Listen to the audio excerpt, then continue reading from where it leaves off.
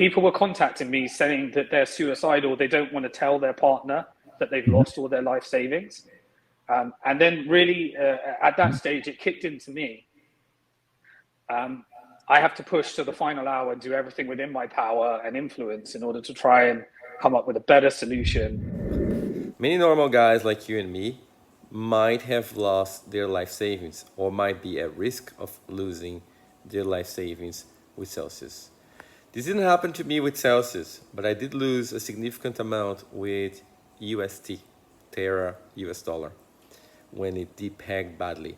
I felt very bad for a few days in a similar way to what Simon described.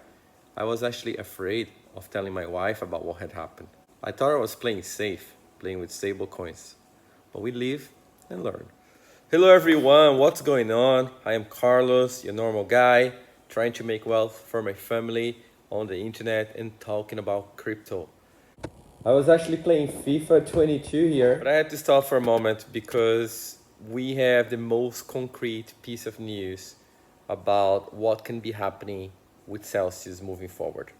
Simon Dixon has been involved with many things in his crypto life.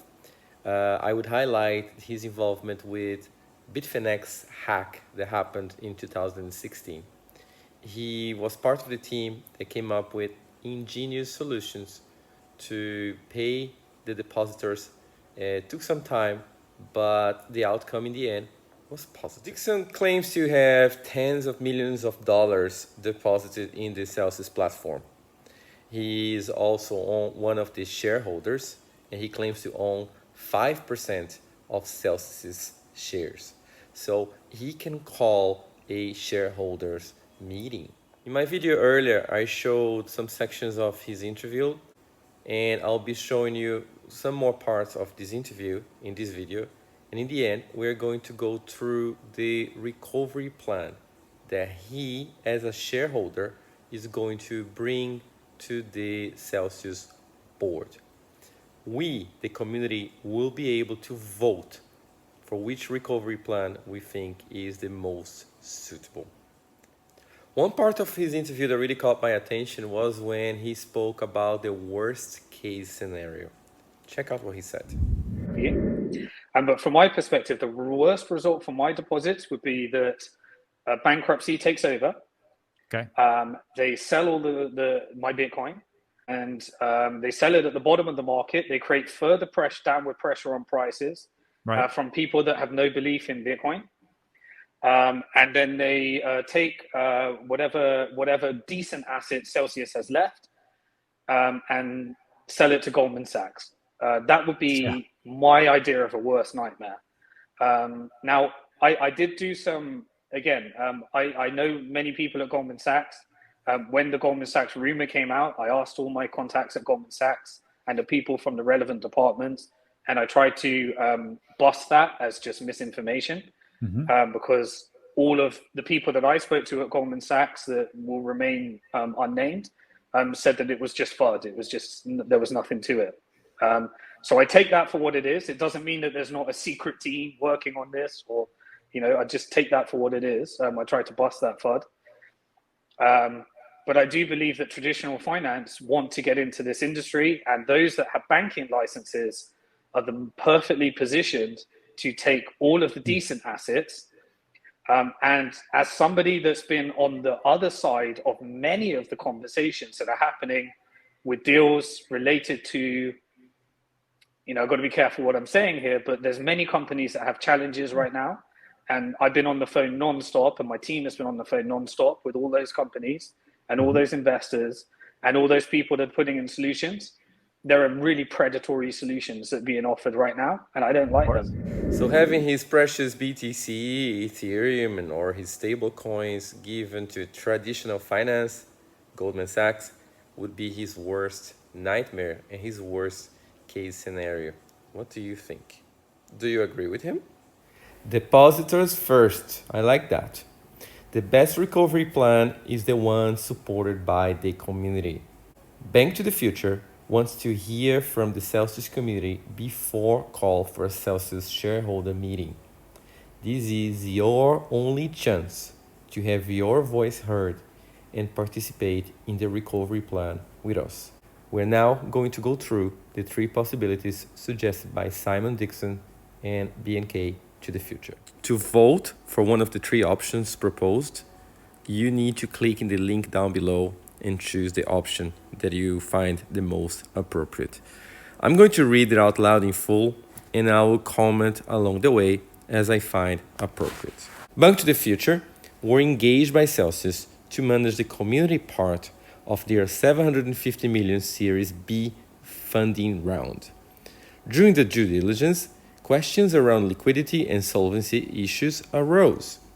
Celsius are unable to communicate, and we would like to represent the community with all our influence.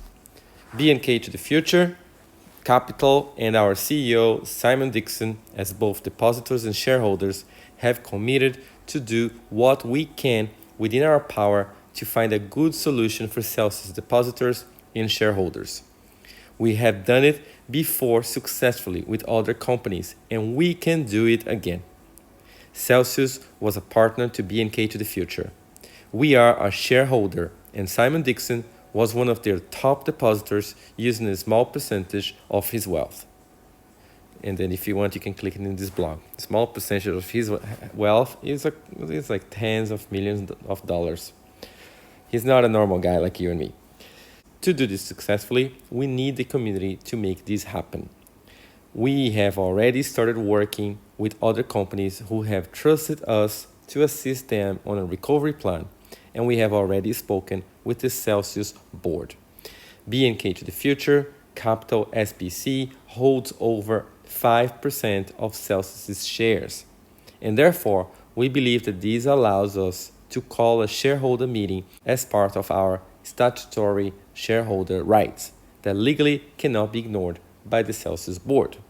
This is our opinion and should not be treated as legal advice. Proposal 1. A restructuring to relaunch Celsius and allow depositors to benefit from any recovery through financial engineering. This involves risks, and a full recovery of funds is not guaranteed. Proposal 2. A pool of the most influential whales in Bitcoin to co-invest in the community. See the previous Series A fundraise that was completed in Celsius if you click in this link. They completed a similar plan for the disaster recovery in Bitfinex in 2016. More information about it you can also find if you click it in this link. The Proposal 3. An operational plan that allows a new entity and team to rebuild and make depositors whole. This involves risks, and a full recovery of funds is not guaranteed. To be honest, in none of the cases here, full recovery is guaranteed, unfortunately. To ensure that your opinion is heard, use the following hashtag in your conversations. Hashtag DepositorsFirst. Bank to the Future has taken 3 approaches so far. Approach 1. They took a step back and silently gave the strategy to Celsius TradFi advisors to execute with a timeline on how fast it should happen. Approach 2. They offered to execute it for them externally, but they wanted Bank to the Future to work internally with their team. They believe that acting independently is more likely to produce a better result for depositors and shareholders.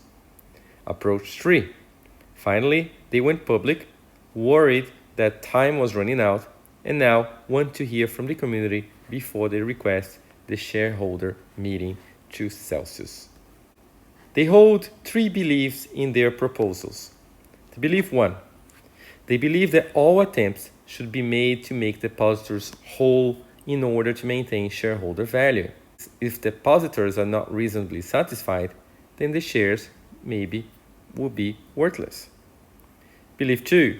They believe that traditional finance may seek to profit from depositors' losses, may take too long, and may lack the experience to use financial innovation. They want to apply pressure to put depositors first. We believe satisfied depositors is the most likely way to lead to valuable shares. And Bank to the Future wants to use their track record in deploying financial innovation as a fellow depositor and shareholder. We are in this together. Belief 3. We believe that business as usual would not exist in this yield market in the future. Celsius services are likely to be a high-risk security and not a low-risk savings account. The future of yield will be securities with risk disclosures, suitability tests, and investor protections. BNK to the Future already invested 2 years in producing what we believe is a security law compliant vehicle for investing in yield. This has been beta tested with Celsius already. We have 3 paths to recover, encompassing all 3 beliefs about the future of yield.